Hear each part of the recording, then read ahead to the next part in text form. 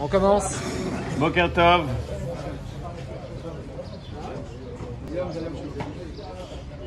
Il y a un Rav qui s'appelle le Rav Aryeh Levin. Le Rav Aryeh Levin, le beau-père du Rav Eliashiv, était très connu en Israël. On raconte sur lui une histoire parmi tant d'autres. À un certain âge, il est parti, il a accompagné sa femme chez le médecin. Et il a dit au médecin, on a mal au pied de ma femme. C'est sa femme qui était malade, mais il a dit, j'ai mal au pied de ma femme. Elle est connue, bien sûr qu'elle est connue. Et on espère arriver un jour à ce niveau-là de je sais pas si je peux appeler ça une proximité, c'est bien plus de fusion, voilà, c'est le terme. Le Rav Isaac Sher, tous les matins avant d'aller à la tefila, préparait un café à sa femme. Et un de ses élèves lui a dit, Rav, mais c'est assourd de faire quoi que ce soit avant la tefila. C'est assourd. Pourquoi c'est assourd? Il y a marqué qu'on doit se préparer à la tefila. On ne doit pas se préoccuper d'autre chose. C'est pas le moment où il faut regarder ses mails. C'est pas le moment où il faut lire le journal. Maintenant, tu as le droit de te doucher, tu as le droit de te brosser les dents, tout ça parce que c'est dans l'optique de se préparer à la tefila. Mais d'aller préparer un café à ta femme, si l'élève était marocain, il aurait posé la question différemment. C'est elle qui doit préparer le café. En tous les cas, il a dit, Rav, comment ça se fait que tu prépares le café? Il lui a dit, il y a marqué dans la Kabbalah qu'avant la tefila du matin, avant toutes les tefilotes, on doit être mekayem la mitzvah de ve'afta l'eracha kamocha. Et comme je sais que ma femme, ça lui fait plaisir quand je lui fais un café tous les matins, alors je fais la mitzvah de ve'afta l'eracha kamocha, aime ton prochain comme toi-même en offrant un café à ma femme. On est dans le contexte de cette mitzvah pour deux raisons. Premièrement, parce que c'est la paracha de la semaine. Dans Parashat Kedoshim, on va voir la mitzvah de ve'afta l'eracha kamocha. Deuxièmement, Sfirat HaOmer, toutes vos barbes là, c'est grâce à cette mitzvah. Pourquoi grâce à cette mitzvah? Parce qu'il est marqué que les élèves de Rabbi Akiva sont décédés pendant cette période. Et ils sont décédés pendant ils ont été punis parce qu'ils se manquaient de respect mutuel. Et donc c'est pour ça que nous, pendant cette période où ils sont décédés, on va avoir une conduite, on va se conduire comme si on était en deuil. Pourquoi est-ce qu'ils ont été punis si gravement sur le manque de respect? Une des explications, c'est que quand tu as un Rav comme Rabbi Akiva, qui est le symbole de Ve'afta l'eracha kamocha, puisque Rabbi Akiva nous a dit Ve'afta l'eracha kamocha, Zeklal Gadol Batorah. Si ton Rav, il est le symbole de cette mitzvah, et que vous les élèves, vous n'êtes pas impactés du Rav, alors ça va vous coûter très cher. C'est pour ça qu'ils sont décédés, les élèves de Rabbi Akiva.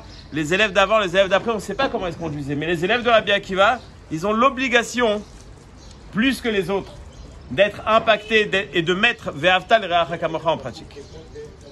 J'aimerais parler de cette mitzvah, essayer premièrement de la formater et après de donner le sens profond à cette mitzvah. Pourquoi est-ce que c'est Klal Gadol Batorah? J'aimerais poser une question simple. Imaginez quelqu'un terminer ses études, il rentre dans la vie active, les galères du début, il dit, comment ça s'appelle, la parnassa, c'est un peu difficile, bon, il s'arrange, location pendant quelques années, après il a réussi à acheter un appartement, il a une mashkanta pendant 20 ans, petit à petit, Baruch Hashem, les choses elles se mettent en place, à l'âge de 40-45 ans, il a dit, c'est maintenant, j'ai plus de dettes, j'ai pas d'enfants à marier, je vais me faire un kiff, il fait pendant 2 mois, il se fait un programme, il va se faire 3 semaines de vacances de rêve. Miami, hélicoptère, yacht, tout ce que vous voulez. Il s'est fait un programme de malade. Il a un voisin très gentil, comme les miens. Il a un voisin qui vient et qui toque. Il dit, ouais, tu pars où en vacances? Il dit, ah, bah, je te raconte, il est tout content. Il lui sort les machins, il dit, regarde ce que j'ai loué, regarde la maison, regarde. Il dit, Ve'afta l'eracha kamocha, je viens avec toi. On peut partager? Ve'afta l'eracha kamocha, viens, on partage. C'est quoi cette mitzvah Ve'afta l'eracha kamocha? Je partage. Je veux dire quoi je partage? Bah putain, on partage. Je gagne tous les mois tant et tant d'argent. Je dois partager avec tous ceux que je connais ce que je gagne. Ve'afta l'eracha kamocha, viens, on partage. Si on doit être à égalité, et on connaît ceux qui ont essayé de mettre l'égalité, on sait ce que c'est le socialisme ou le communisme. Quand même, ça marche pas. C'est-à-dire quoi Ve'afta l'eracha kamocha? Faut partager. C'est-à-dire quoi? Faut partager. Bah putain, c'est sûr que je passe avant. Mais la question, elle est beaucoup plus forte que ça. Rabbi Akiva est celui qui me dit Ve'afta l'eracha kamocha Zeklal Gadol Batorah. Mais c'est le même Rabbi Akiva qui a tranché dans une autre histoire. 2 personnes qui marchent dans le désert. Il y a une bouteille d'eau. Si je bois, je vis. Si tu bois, tu vis. Si on boit tous les deux, on meurt tous les deux. Rabbi Akiva nous dit Chayecha Kodmim, tu passes avant. Et alors? Le communisme? Alors, tu l'as oublié où? Comment est-ce que Rabbi Akiva, d'un côté, peut me dire il faut partager, d'un autre côté, il me dit non. Comment est-ce qu'on peut associer ces deux mitzvot-là, ces deux obligations? J'ai une bouteille d'eau. Mais alors, tu bois en premier. Tu partages, mais tu bois en premier. 50-50. 50-50. Donc tu dis que Ve'aftal Eracha Kamocha, c'est une limite. C'est une limite. Quand je peux, je donne. Donc on n'est pas tout le temps obligé de donner. Pourtant, Kamocha, il n'y a pas quand je peux, je mange. Je mange. Si c'est exactement comme moi je me suffis pas de 50%, je veux les 100%. Lama. Ma vie en danger, je m'en occupe pour ma vie en danger. Je fais à 100%. Mais si lui, il doit être comme moi, pour sa vie en danger aussi. Alors, on peut s'amuser, hein. Parce que lui aussi, il a une mitzvah de Ve'aftal Eracha Kamocha. Donc je lui donne la bouteille, il me dit non, vas-y. Après, je lui rends la bouteille, je dis non, on peut s'amuser. Mais c'est sûr qu'il y a une réponse. Là, comment est-ce qu'on va formater quel poids ont les deux obligations? Autre question. Ve'aftal Eracha Kamocha, on parle de Ahava. On parle d'aimer. D'accord? Le Chovat Halavot, il pose une question, et pour la mettre à notre niveau, on va se poser une question très simple. On a tous des gens qu'on aime beaucoup, des gens qu'on aime bien, des gens qu'on aime un peu moins, et des gens qu'on n'aime pas. D'accord? Je l'aime pas. Je l'aime pas, il n'y a rien à faire. J'ai essayé, ça n'a pas marché. Tu peux m'obliger à aimer? Tu peux m'obliger à mettre les tefilines? Tu peux m'obliger à faire Shabbat? J'aime ou j'aime pas, je fais. Mais tu peux m'obliger à aimer? Bah putain. C'est quelque chose qui est dans mon cœur. Mon cœur, il n'est pas entre mes mains. Je ne peux pas le forcer. Ou j'aime pas. Mon grand-père, mes deux grands-pères ont connu un noble, un Français, un baron, qui est venu au Maroc pour faire des affaires de charcuterie, de viande. Et au final, il a voulu faire de la viande cachère. C'est pour ça que c'est comme ça qu'il a connu un de mes grands-pères. Mes deux grands-pères ne se connaissaient pas, mais il a connu un de mes deux grands-pères. Et il s'est converti chez l'autre grand-père. L'homme est chané. L'histoire, elle est... Bon, cette personne-là s'est convertie, mais je ne sais pas si Adkama, sa conversion a été bonne. L'homme est chané. J'ai souvenir de lui. Tous les veilles de Pessah, on allait lui amener du vin et des matzot. Il habitait dans les beaux quartiers à Paris. C'était toujours agréable d'aller là-bas. 90 ans, le monsieur, il se tenait droit. Les cheveux blancs bien coiffés tout le temps. Vraiment super bien entretenu. Baron de Mareuil, il s'appelait. Voilà. Mais il voulait qu'on l'appelle Yehuda. Mais le pathos par définition. Je vais laisser quelques histoires de côté. Il y en a des très intéressantes. Mais il nous a raconté une chose. Son éducation. Quand il était enfant, un jour, il a dit, entre parenthèses, que sa mère ne l'a jamais embrassé. Bon, ça, c'est... Baya Bifneatzma. Et un jour, sa mère, elle a servi des carottes à table. Carottes cuites. J'aime pas les carottes. Pas de problème. Lève-toi de table. Repas d'après, on lui sort les carottes. Maman, j'aime pas les carottes. Pas de problème. Au lit. Pendant 3 jours. Jusqu'à qu'il a mangé les carottes. Et maintenant, il aime les carottes. Il s'est fait carotter, c'est le cas de dire. Il aime les carottes. D'accord, on l'a forcé. Peut-être que c'est ça qu'on veut. Peut-être qu'on veut te forcer à aimer. Bon, c'est un peu compliqué. Un peu compliqué à comprendre comment est-ce que, sentimentalement parlant, on peut dire à quelqu'un aime. Ou tu aimes ou tu aimes pas. J'ai malheureusement beaucoup d'élèves qui sont célibataires. Je leur dis, viens, je te force. Voilà, prends celle-là, aime-la. Ça va pas marcher, c'est sûr, ça va pas marcher. En kazedavar. Donc il faut essayer de comprendre le format de la mitzvah et après comprendre le sens de la mitzvah. Dans les Rishonim et dans les Acharonim, on retrouve 4 formes, 4 explications de Ve'aftal Eracha Kamocha. Et la première, en vérité, elle est marquée dans la Gemara. La Gemara nous raconte qu'un goy est venu voir Shammai. Il lui a dit, je vais me convertir. Shammai, il a dit, ok, il faut étudier la Torah. Il a dit, ok, al-regalachat. Apprends-moi la Torah sur un pied. Ça veut dire quoi sur un pied? Pas que le goy va se mettre sur un pied. Ça, c'est quand on était petit, on avait la photo comme ça avec le goy sur un pied. Non. Al-regalachat, c'est-à-dire, donne-moi les bases. Shammai, il a dit, les bases? Dégage. En kazedavar. Ou t'étudies ou t'étudies pas. Il est parti voir Hillel. Hillel, je vais me convertir. Ok, mais il faut étudier la Torah pour ça. Donne-moi les bases. Et j'ai dit, ok, je vais te donner la base. Madesane alach, la tavid le chavertar. Ce que tu détestes qu'on te fasse à toi, ne fais pas à ton ami. Ça, c'est la Torah. Veidar zilgmor. Tout le reste, ça découle de cette mitzvah-là. Ce que tu détestes qu'on te fait, ne le fais pas toi aux autres. Et quand vous regardez le Targum de Ve'avta l'Ireacha Kamocha, le Targum Yonatan, c'est marqué comme ça. Que c'est pas marqué Ve'avta, c'est quelque chose de positif, tu dois faire quelque chose. C'est tu ne dois pas faire quelque chose. N'oublions pas le contexte du pasuk. Lotikom velotitor, t'as pas le droit de te venger. Ve'avta l'Ireacha Kamocha, Ani Hashem. C'est-à-dire que ça rentre dans le contexte initial, à savoir, ne fais pas des choses qui sont négatives. Donc il nous donne déjà un format très simple de la mitzvah de Ve'avta l'Ireacha Kamocha. Les sales coups, n'en fais pas. Ce que tu veux pas qu'on te fasse, n'en fais pas. Ça te vexe quand tu viens le matin à la Sina et que personne te fait un sourire. Alors ne fais pas la même chose aux autres. Fais pas la tête. C'est vrai que tu viens de te réveiller et qu'on a tous tendance à ne pas encore réagir. Mais c'est pas grave. Tu as la possibilité d'être Mekayem et mitzvah de Ve'avta l'Ireacha Kamocha avant même d'avoir commencé la journée. Vas-y, fais un sourire, celui qui arrive. Pourquoi? Parce que c'est ce que tu attends de l'autre, exactement ce que tu attends de l'autre. Donc tu es en mode Ve'avta l'Ireacha Kamocha quand tu ne fais pas quelque chose de mal. Donc ça n'est pas une mitzvah sentimentale, c'est une mitzvah active, dans le sens où ne sois pas actif, c'est-à-dire ne fais pas quelque chose de mal. Le niveau supérieur qui est au-dessus, il est marqué dans le Malbim, dans le Shimshon Raphaël, dans plusieurs Acharonim, c'est pas ne fais pas du mal, c'est fais du bien. Mais encore une fois, ça parle d'acte, on ne parle pas de cœur, on parle d'être serviable, on parle d'être capable de rendre service. Quelqu'un a besoin de toi, ok, que tout le monde sache que je suis présent, c'est possible, je peux rendre service. Ve'avta l'Ireacha Kamocha, ça veut dire, comme ils le disent, il n'y a pas marqué Ve'avta et Reacha. Tu vas aimer ton prochain, ça c'est la traduction qui est fausse. Ve'avta l'Reacha. Tu dois aimer ce qui appartient à ton copain. Il a une voiture, il a crevé un pneu, eh ben tu vas l'aimer. Ça veut dire que tu vas t'occuper de sa voiture, tu vas l'aider. Ve'avta l'Reacha. Donc ça veut dire que ce que tu dois faire, c'est pas quelque chose de sentimental, c'est d'être serviable. Le Ramban, il donne une explication qui est un petit peu plus que ce que je viens de dire. Il dit comme ça, il dit que quand on est perdu dans ses rêves, qu'est-ce qu'on veut dans la vie? Allez, on va commencer à se dire, vous savez, est-ce que vous vous rappelez quand vous aviez 20 ans? J'aimerais bien gagner au loto. 1 million. Non, tu sais quoi? 1 200 000. 1 500 000. 2 millions, allez, c'est bon, 2 millions, comme ça je peux acheter même pour mes parents. Ah non, allez, tu sais quoi, allez, on est arrivé à 10 millions. Nachon, on n'a pas de limite. Ça, c'est pour nous. Mais pour les autres, c'est bon. Il peut se suffire d'un peu moins. Mais regarde que pour moi, je veux nos limites, mais pour lui, il faut que ça soit bien, mais pas exagéré. Il y a des gens, malheureusement, j'en ai vu. Le gars, il vient de s'acheter une maison de folie, il est heureux. Et qu'est-ce qui lui a détruit son bonheur? Le voisin. Il a acheté une voiture, mais avec des roues un peu plus larges.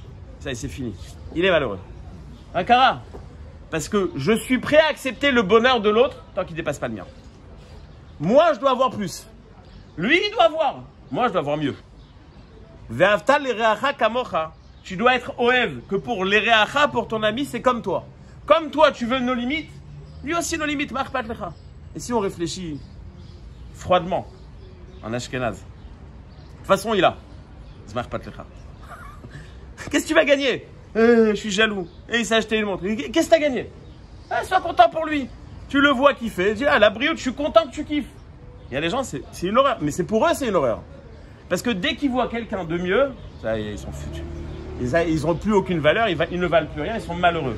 Ve'avta l'Ireacha Kamocha, de la même manière que toi, tu veux être sans limite, de la même manière, tu dois vouloir donner à l'autre sans limite. Donc, on a donné 3 niveaux de Ve'avta l'Ireacha Kamocha qui ne sont pas si difficiles d'accès et qui, en vérité, c'est des choses qu'on peut gérer dans notre logique et dans nos actes surtout.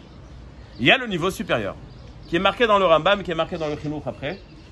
C'est Béhémet, l'affection. Béhémet, avoir de l'affection pour les autres. Comment c'est possible? On revient à la question initiale. Comment est-ce que je peux avoir de l'affection pour quelqu'un? Comment est-ce que tu peux m'obliger? C'est pas comment c'est possible, mais comment est-ce que tu peux m'obliger à avoir de l'affection pour quelqu'un que j'aime pas? On dit qu'Rav Israël Salanter, il avait une technique. Quand quelqu'un s'était mal conduit avec lui, tout de suite il allait lui rendre un service. Il cherchait comment lui rendre un service. Pourquoi? Parce que quand quelqu'un t'a fait un sale coup, la première réaction c'est... Au début tu dis non, je fais pas cas. Mais à l'intérieur, ça commence à travailler. Après je dis bon laisse tomber, c'est un idiot. Non, c'est pas seulement un idiot, il est méchant en plus. Il est méchant, il est bête. Et après, c'est devenu un rachat. Alors que, si tu lui rends service, Donc, tout de suite, tu vas devenir son Ohev. J'explique pourquoi. Qui est-ce qui aime plus? Un père son fils ou un fils son père? Un père son fils. Pourquoi? Parce que tu n'arrêtes pas de donner.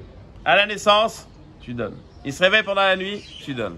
Tu mets à l'école, tu payes la scolarité, tu donnes. Papa, je veux les baskets, tu donnes. Papa, après, c'est la PlayStation. Papa, je veux faire un tour en voiture. Après, il prend les clés de la voiture et il revient sans la voiture. Tu donnes. Tu es tout le temps en train de donner. Donc, tu es tout le temps en train de donner. Donc tu aimes. Mais après, le fils, lui, il reçoit. Plus on donne, plus on aime. J'ai posé une question une fois sous une choupa. Il y avait un mariage, je ne me rappelle plus, c'était l'ambiance, c'était magnifique et tout. J'aurais posé la question. Qui est-ce qui est plus amoureux? Les deux là, ils vont se sauter dessus. Si on ne les retient pas, ils vont se sauter dessus. Ou les grands-parents qui sont derrière. 70 ans de mariage. Tout le monde, logiquement, répond les grands-parents. Mais bon, on ne comprend pas quoi. On voit qu'il n'y a plus la flamme, comme ils disent les goïms. Nen. Mais Makara, pendant 70 ans, ils n'ont pas arrêté de se donner. Ou alors se donner sur la tête. Alors là, ils ne s'aiment pas du tout. Ou alors, ils se sont vraiment donnés. Plus on donne, plus on aime. Et parce qu'on a donné, on va aimer. Pourquoi est-ce que parce qu'on a donné, on va aimer? Parce que donner quelque chose de personnel, c'est donner une partie de soi-même. Donc là-bas, la chose où j'ai donné, il y a beaucoup de moi-même. Donc en fin de compte, je m'aime. Donc je donne, j'aime. Nous dit la Torah, Ve'afta l'iracha kamocha. Tu dois aimer ton prochain comme toi. Mais je l'aime pas. Ok, fais déjà comme il a dit. Les sales coups, ne fais pas. Première étape. Sois serviable. Deuxième étape. Sois content quand il réussit. Troisième étape. Si tu arrives à ces trois étapes, tu vas arriver à la quatrième. Parce que nous dit le Chovat al-Vavot,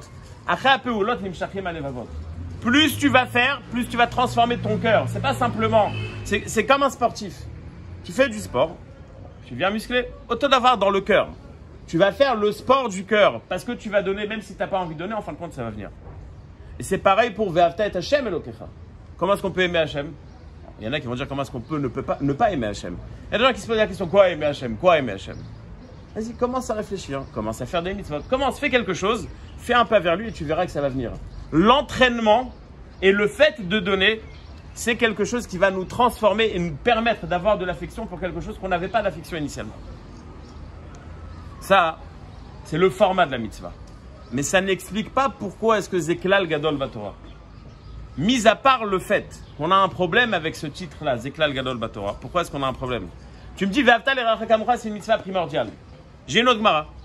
Il y a marqué qu'il y a 613 mitzvot, jusqu'à que Chabakouk est venu arriver Tzadik be'emunato yechie. Pas en israélien où ils te disent Ish be'emunato yechie. Tzadik be'emunato yechie. Il faut être tzadik et vivre al pi ha'emuna. Ils te disent que la mitzvah ikarit c'est la emuna. Alors la mitzvah ikarit c'est la emuna ou la mitzvah ikarit c'est Ve'afta l'iracha kamocha. Disent les Mefarshim, c'est très simple. C'est comme les deux tables de la loi. Il y a le côté, le contact qu'on a avec Hachem. Donc on doit aimer Hachem. Et le contact qu'on a entre hommes. On doit s'entraimer. Donc on a deux mitzvot qui sont les deux bases comme les deux louchot. Aimer Hachem et s'entraimer. Mais pourquoi est-ce que avoir un contact normal, c'est une des bases de la Torah? Le Chinour, quand il explique cette mitzvah, il donne une explication simple, logique. Il dit que c'est une mitzvah sociale.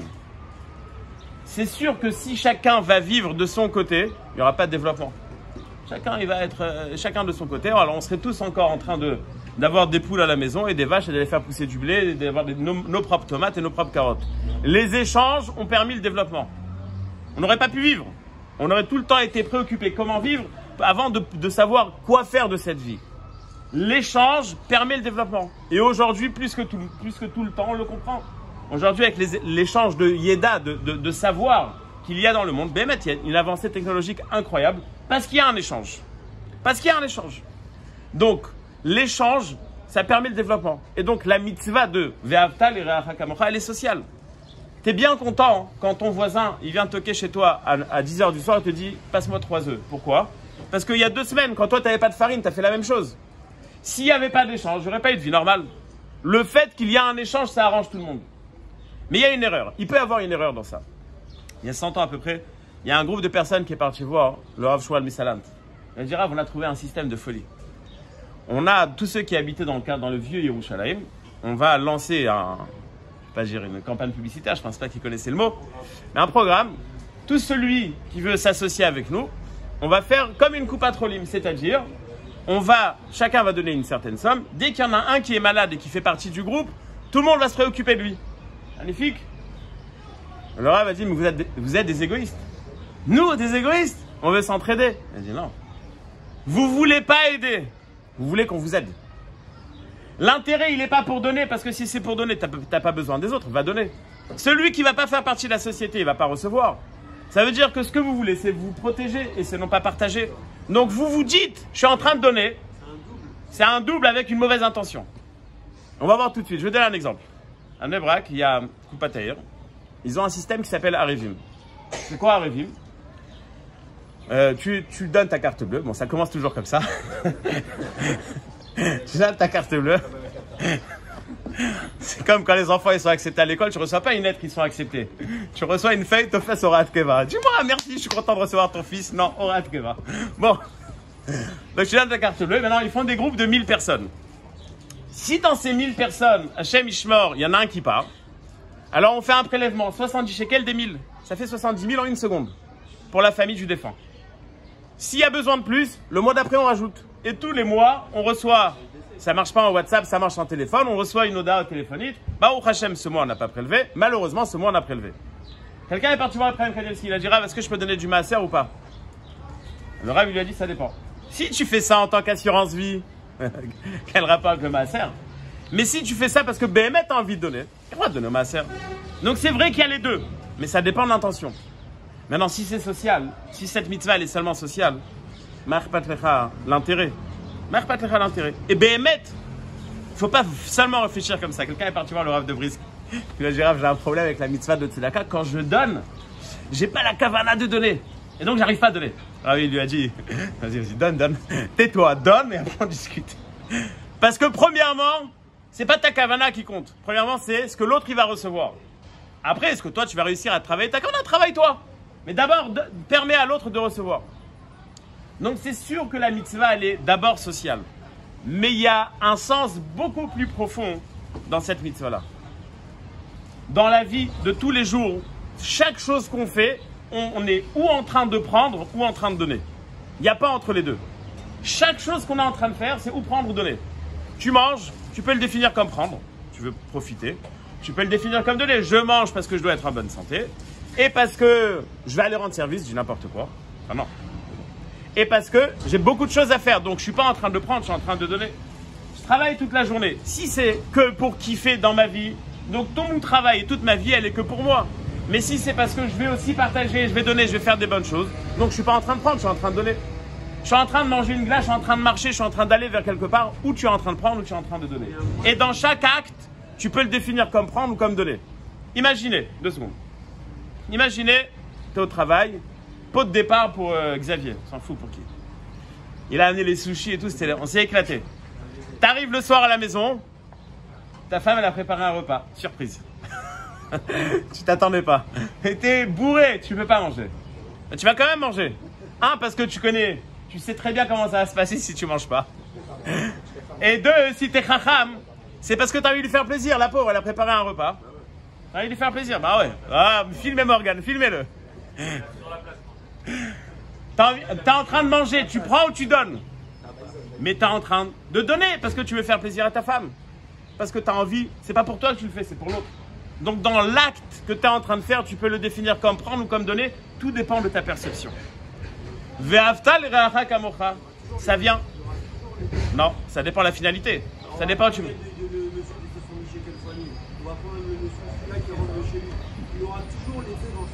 Pas forcément. Pas forcément. Je vais te donner un exemple d'une personne qui est arrivée à passer au-dessus. Le mashgar de Mir. Histoire. Ah ouais, voilà. Donc il y a où arriver. Non, tu me dis toujours. Non, il n'y a pas toujours. Il faut toujours viser haut. Dans le travail, tu vises pas à 50 000, tu t'arrêtes. Tu vises à 100 millions, d'accord? Il faut viser haut. Là, tu lui parles.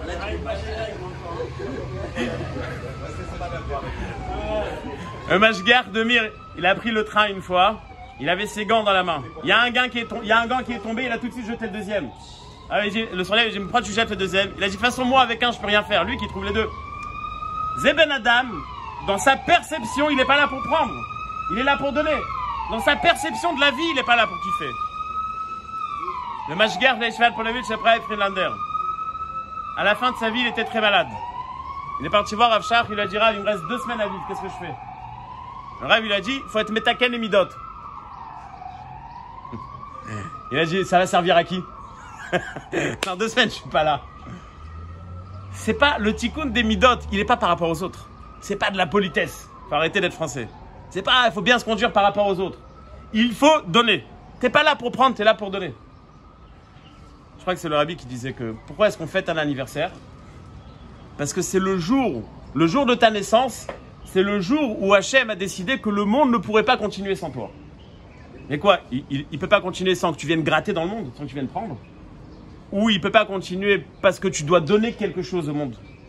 Quel est l'intérêt? Quel est l'intérêt? Ve'aftal et Re'acha Kamcha, on te dit donne. Donne. T'es pas là pour prendre, t'es là pour donner. Vous connaissez tous cette histoire. Un père et son fils qui vont faire des courses de Shabbat. Il y a quelqu'un qui vient voir le père et il dit j'ai pas de quoi manger Shabbat. Le père il regarde, il a acheté 5 chalotes. J'ai pas de quoi manger. Bon, il lui donne 2 chalotes. Il dit à son fils alors combien de chalotes il me reste? Il dit papa, tu payes la scolarité, tu te fais éclater. Il te reste 3. Il dit c'est pour ça que je paye la scolarité. Je sais pas compter, il me reste 2. Il dit mais non papa, regarde, dans le sac il reste 3. Il dit j'ai mis dans le sac, ça va aller à la poubelle tout ça. Alors que ce que j'ai donné, c'est ce qui va rester. Ce que j'ai donné, c'est ce qui va rester pour tout le temps. Ce que j'ai mangé, j'ai mangé. J'ai pas le choix de manger. Mais ce que j'ai donné, c'est ce qui existe vraiment. Le but du monde, c'est de donner. Un enfant, il naît avec les mains fermées. Il veut prendre. Et à la fin, on part les mains ouvertes. Ataloba, t'es pas venu dans ce monde pour prendre, t'es venu pour donner. Ve'aftal et Re'acha Kamcha, on te dit, tu dois être capable de donner ta personne à l'autre. Tu dois être capable de te donner entièrement. Le changement de perception, Zeklal Gadol Batorah. C'est pas simplement, bon, je fais rendre du service, ok, on regarde ça, Bekatan. C'est un changement d'approche. C'est pas une BA. Tu vas voir un crétin. Ah, il faut faire une BA. Ok, t'as fait ta BA, c'est bon. Maintenant, c'est pas que tu veux faire la bonne action.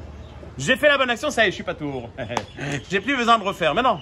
C'est le juif, allez, donne, encore donne, et encore donne, encore donne. Quoi, mais toute la vie, mon père, il m'a dit que, à un moment, il y a, je sais pas, 30 ans, en Sarcelles, quand la communauté, elle a commencé à prendre, il y avait beaucoup de gens qui venaient ramasser de l'argent. Mais j'ai dit, mais en fin de compte, c'était devenu tellement la mode qu'il y avait des Shabbatot, il y avait plus de gens qui ramassaient de l'argent dans la choule que des gens qui pouvaient donner. C'est comme ça, c'est malheureux, c'est heureux, je sais pas, mais en tous les cas, on est tout le temps en train de donner. Et c'est un changement de perception. Béhémet, t'es pas venu pour prendre. Béhémet, tu dois comprendre que le but de ta vie, c'est pas combien je vais profiter de la vie, mais combien je vais faire profiter. C'est ce qui a marqué à l'entrée, non? On n'attend rien de la vie. D'accord? Voilà, c'est Ayesod. Ayesod, Ve'aftal et Re'acha Kamcha, c'est qu'on doit être capable de changer de perception. Il faut faire comme chanter Enrico Macias. Donnez, donnez-moi. Be'atzlacha.